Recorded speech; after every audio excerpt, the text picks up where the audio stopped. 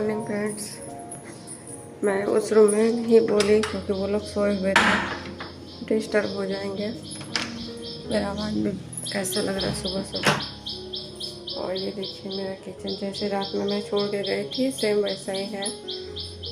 मैं हमेशा पानी भर के जाती हूँ छोटा सा बाल्टी में। वास्तु शास्त्र के हिसाब से बहुत अच्छा होता है, तो मैं ये बाल्टी में पानी भर के जाती हूँ।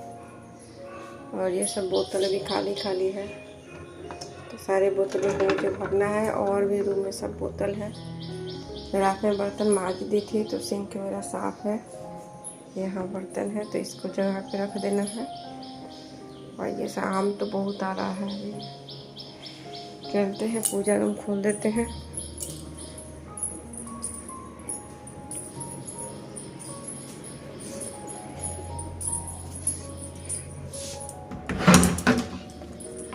पूजा रूम को मैं खोल दी। ये भी बिस्तर भी वैसा ही है क्योंकि हम लोग सब एक ही रूम में सोए थे। गर्मी बहुत था तो इसी चला के हम लोग सब एक ही रूम में सोए हुए थे। फ्रेंड्स, उसके बाद मैं ठाकुर को प्रणाम कर लेती हूँ।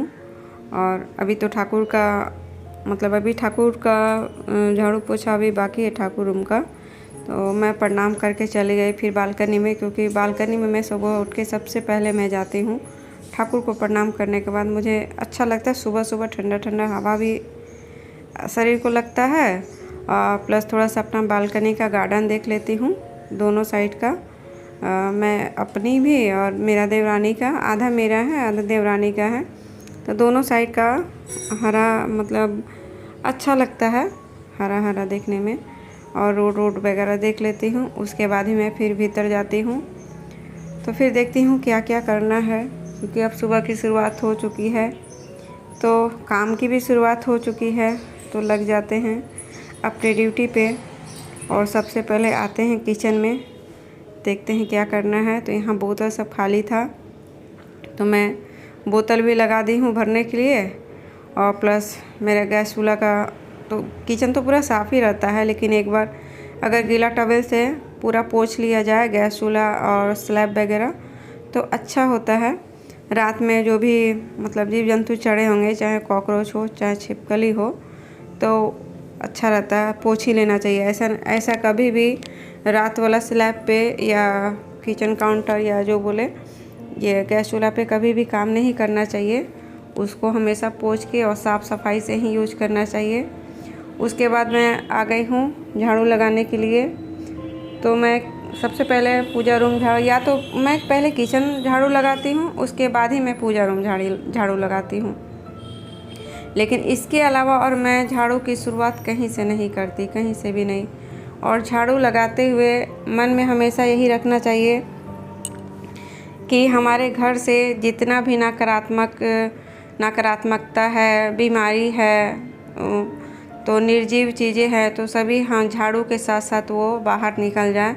क्योंकि ऐसा हमें अपने से अंदर से मनोकामना करनी चाहिए, तो ये हमारे लिए बहुत अच्छा होता है। और कुछ ही दिन में हम इसका पॉजिटिव रिजल्ट देख सकते हैं।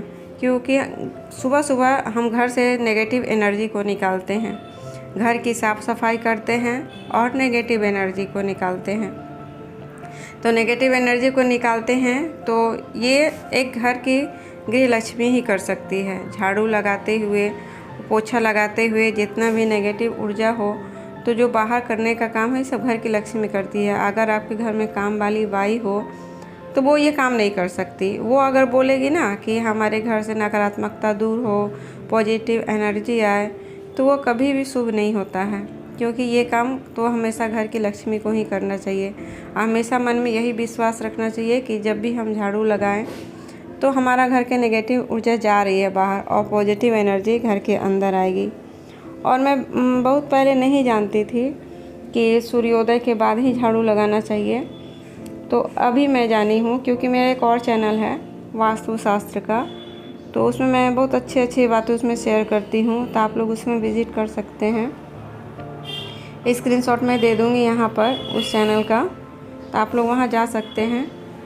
और पहले मैं क्या करती थी, अगर मैं मॉर्निंग वॉक पे पहले जाती थी ना, तो सुबह उठती थी कम से कम 4:30 बजे मैं जगती थी। तो मेरा आदत है कि 4:30 बजे अगर जगूँ तो 4:30 बजे ही मेरा झाड़ू पोछा कंप्लीट हो जाना चाहिए। तो मेरा 5, 4:30 या 4:45 बजे तक मेरा झाड़ू पोछा कंप्लीट हो जाता था। तब तक तो सूर्य भगवान नहीं निकलते हैं ना। तो सूर्य भगवान निकलते निकलते तो उनका 5:45 तो हो ही जाता, 5:45 हो ही जाता है। लेकिन सूर्योदय से पहले कभी भी हमें झाड़ू पोछा नहीं करनी चाहिए, क्योंकि वो समय ऊर्जा का होता है। और ऊर्जा के समय अगर हम झाड़ू पोछा कर लेंगे तो सारा ऊर्जा तो हमारे घर का बाहर ही चला जाएगा। सारा पॉजिटिव एनर्जी जो भी होता है सारा घर के बाहर ही चला जाएगा। तो वैसा हमें बिल्कुल भी नहीं करना है, बिल्कुल भी नहीं। जब सूर्योदय हो जाए तभी हमें अपने घर का झाड़ू पोछा करना चाहिए और नेगेटिव एनर्जी को घर से बाहर निकलना चाहिए। क्योंकि ब्रह्म मुहूर्त में, हाँ, जिसे हम लोग बोलते हैं ब्रह्म मुहूर्त, तो 4 से 6 बजे तक का समय होता है ब्रह्म मुहूर्त का। ब्रह्म मुहूर्त में हम लोग योगा कर सकते हैं, नहा सकते हैं, पूजा पाठ कर सकते हैं, लेकिन झाड़ू पोछा नहीं कर सकते। ये अच्छा चीज़ नहीं होता है, ठीक है ना। तो अगर आप लोग इस चीज़ का पालन कीजिएगा तो बहुत अच्छा। मैं तो करती हूँ, मैं भी करती हूँ, मेरी काकी माँ लोग भी करती है, मेरी देवरानी भी करती है। देखिए बातों बातों में मेरे देवर जी उठ गए हैं, अभी वो गए अपने बाथरूम के तरफ। तो मैं क्या बोलूँ फ्रेंड्स, मैं तो जॉइंट फैमिली में रहती हूँ।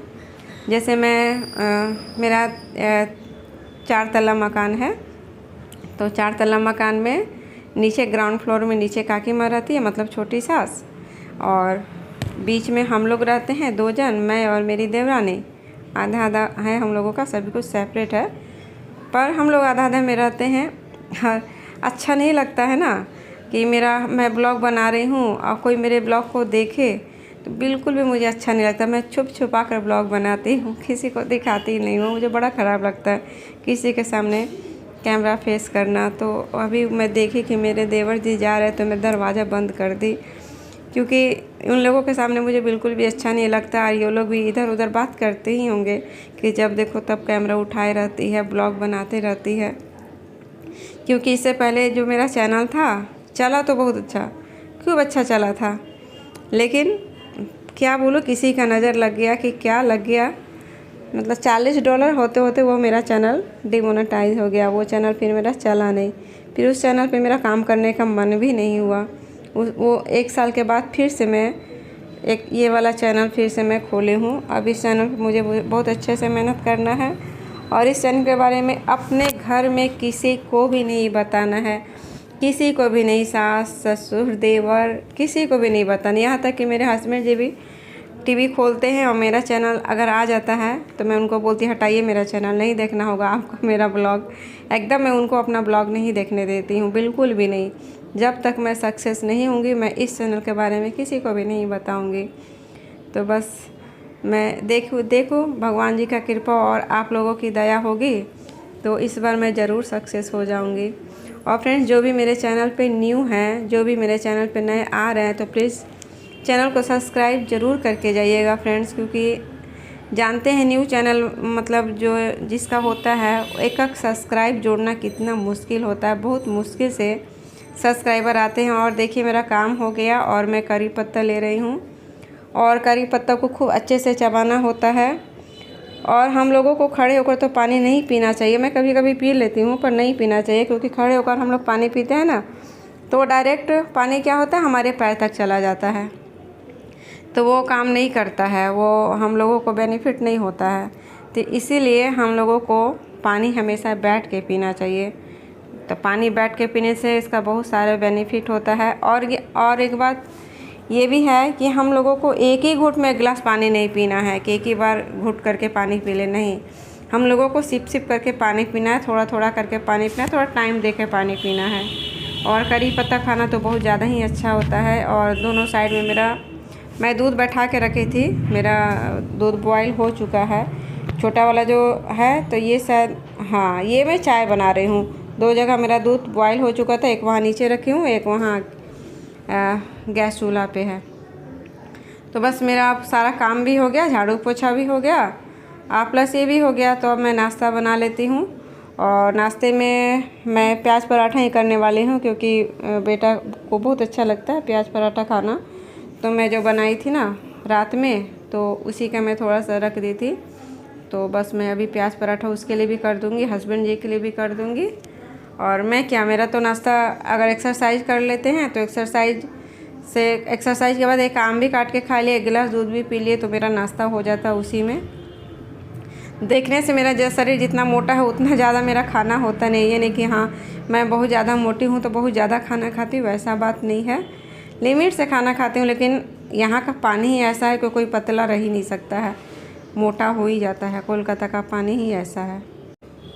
और ये मैं चाय पत्ती को ढाल रही हूँ क्योंकि बोतल इसका जहाँ मैं जिस जगह पे मैं रखती हूँ तो वो जगह को मैं धोकर रख दी थी, बोतल को, चाय पत्ती वाला को। और ये जो चाय पत्ती है ना बेटा दार्जिलिंग से लेके आया है, लेकिन ये चाय पत्ती लीकर वाला है, इसे ब्लैक टी ही पीना चाहिए।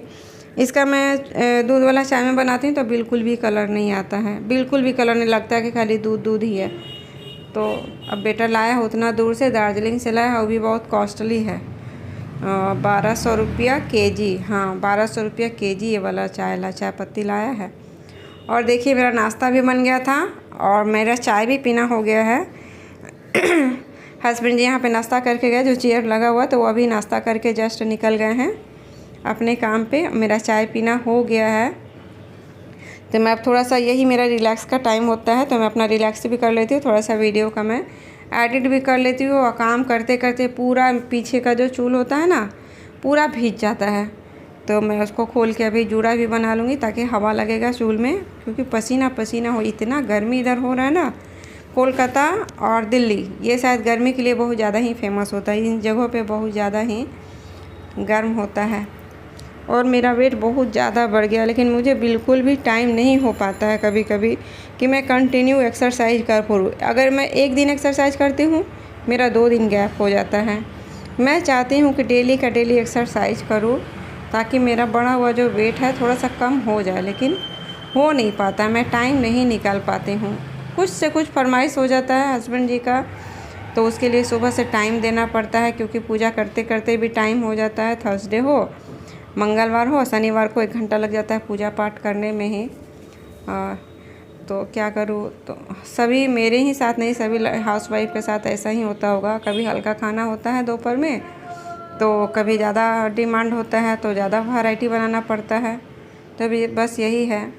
और ये मैं आपको दिखा रही हूँ फ्रेंड्स, ये इसको बोलते हैं बॉडी ट्विस्टर, ठीक है। अगर आप लोग एक्सरसाइज नहीं भी कर सकते हैं तो इस पे खड़ा होके राउंड राउंड घूमिएगा ना, किसी चीज़ को पकड़ के, मतलब राइट लेफ़्ट घूमिएगा ना, तो इससे भी अच्छा खासा मतलब हमारा जो बेली फैट है ना वो कमेगा। तो मैं ये मीशो से ऑर्डर की थी और ये मेरा रूम में ही है बम्बू प्लांट। तो ये देखिए कितना हरा भरा है। ये सब पेड़ पौधे का जितना भी जतन है ना, ये सब मेरे हस्बैंड जी करते हैं, क्योंकि वो प्लांट लवर है, उनको बहुत अच्छा लगता है इन सब चीज़ों का देख रेख करना, पर उनको टाइम नहीं हो पाता है। और ये देखिए मेरा पराठा बनने के बाद मेरा तवा का कुछ ऐसा हाल है, पूरा तवा मेरा जल गया है। अगर इसको मैं नहीं मांजूँ, ऐसे ही रख दूँ, तो जो एक तवा वहाँ पे दिख रहा है ना, एक वहाँ पे आपको तवा दिख रहा होगा पंखा को उस साइड में, तो उस तवा का क्या हाल हो गया है, तो वही ऐसा इसका भी हाल वैसा ही हो जाएगा। इसलिए थोड़ा सा गर्म रहता है तवा ना, तो उसी समय में एक सैंड पेपर आता है, तो सैंड पेपर और स्कॉच ब्राइट के साथ में मैं साफ़ कर लेती हूँ। हल्का गर्म रहता है तभी, ठंडा तवा होता है तो नहीं, क्योंकि ये तवा नॉन स्टिक वाला तवा ना ठंडा होने के बाद साफ़ नहीं होता है। थोड़ा सा हल्का सा गर्म रहे तो बहुत जल्दी, मतलब मिनटों में साफ़ हो जाता है, क्या बोले तो चुटकियों में साफ़ हो जाता है, ऐसा मैं बोल सकती हूँ। आप लोग कोशिश करके देखिएगा, अगर हल्का सा तवा गर्म रहे और उसी समय अगर आप सैंड पेपर से या स्कॉच ब्राइट से साबुन लगा के अगर साफ़ कीजिएगा ना, तो तवा बिल्कुल आपका नए जैसे हो जाता है, एकदम चकाचक हो जाता है। और वो तवा जो मेरा वहाँ पे टंगा हुआ ना, वो तवा भी मैं ऐसे ही साफ़ करके रखा करती थी, पर मैं जब चली गई मायके तो बाप बेटा लोग खाना बनाए। हाँ, इन लोगों से तो सब पड़ता नहीं है डेली मांजना, तो बस वो तवा का वैसा हाल हो गया है। लेकिन अभी ये तवा जब से मैं यूज़ कर रही हूँ, मैं इन लोगों के ऊपर छोड़ के ही नहीं गई, मैं मायके अभी तक नहीं गई हूँ, तो मैं इसका देखभाल करती हूँ। देखिए पीछे साइड भी कितना जला हुआ है, अच्छा खासा जल जाता है। पराठा बनाने से तो तवा का बहुत बुरा हाल हो जाता है, जितना मतलब अच्छा खाना खाते हैं हम लोग और बर्तन साफ का उतना ही बुरा हाल हो जाता है। लेकिन उसे मेंटेन करना हर गृह लक्ष्मी का ही कर्तव्य होता है, चाहे कोई भी बर्तन हो चाहे तवा हो, अगर साफ़ सुथरा हम नहीं रखेंगे तो गंदा तो हाइजीनिक होता ही है। तो तो गंदा बर्तन तो बिल्कुल भी देखने में भी अच्छा नहीं लगता है। और ऐसा अगर गंदा तवा में रोटी बनाए तो रोटी स्लिप भी नहीं करेगा। तो इसलिए मैं तवा को हमेशा, मेरा मतलब डेली का डेली आदत है, क्योंकि पराठा सुबह में बनता है और रोटी रात में बनता है। तो रात को मैं तवा नहीं माँजती, जब सुबह मैं पराठा बनाती हूँ तो संग संग मैं तवा माँज के रख लेती हूँ। तो ये देखिए मेरा तवा कितना साफ़ हो गया, मैं आपको दिखा रही हूँ। देखिए कितना तवा साफ़ हो गया, कितना अच्छा लग रहा है। किसको मन नहीं करेगा ऐसा तवा पर रोटी बनाने के लिए, बोलिए तो मैं अपना तवा बिल्कुल नए के जैसा रखते। हाँ, ये तवा है बहुत भारी, बहुत ज़्यादा भारी है। मेरा तो हाथ दुखने लगता है जब मैं रोटी बनाती हूँ और रोटी सेकती हूँ। ये देखिए मेरा तवा है ना, बिल्कुल साफ़ हो गया है ना। तो आप लोग भी ऐसे ही अपना तवा को साफ़ करके एक बार देखिएगा। और अब मैं दोपहर का खाने का भी थोड़ा हल्का फुल्का तैयारी कर लेती हूँ। तो आज बेटा का निमंत्रण है, मतलब मेरी देवरानी उसको खाना खिलाने वाली है, और चिकन फ्राइड राइस या पुलाव जो भी हो। तो मैं आज अपने लिए, हस्बैंड जी के लिए खाना बना रही हूँ। तो मैं चावल भिगा कर रखती हूँ, क्योंकि मैं चावल भिगा के रखती हूँ ना, तो मेरा खाना जल्दी बन जाता है, भात जल्दी बन जाता है बोले तो बस मैं चावल अपने हस्बैंड जी के लिए निकाल ली और इसे मैं भिगा दूँगी। तो ये ठीक टाइम पे मेरा हो भी जाएगा, मतलब बहुत कम टाइम में बन जाता है। तो फ्रेंड्स, आज मैं मॉर्निंग रूटीन आपको शेयर की, कैसा लगा कमेंट में ज़रूर बताइएगा। इसी के साथ विदा लेती हूँ, टाटा बाय बाय।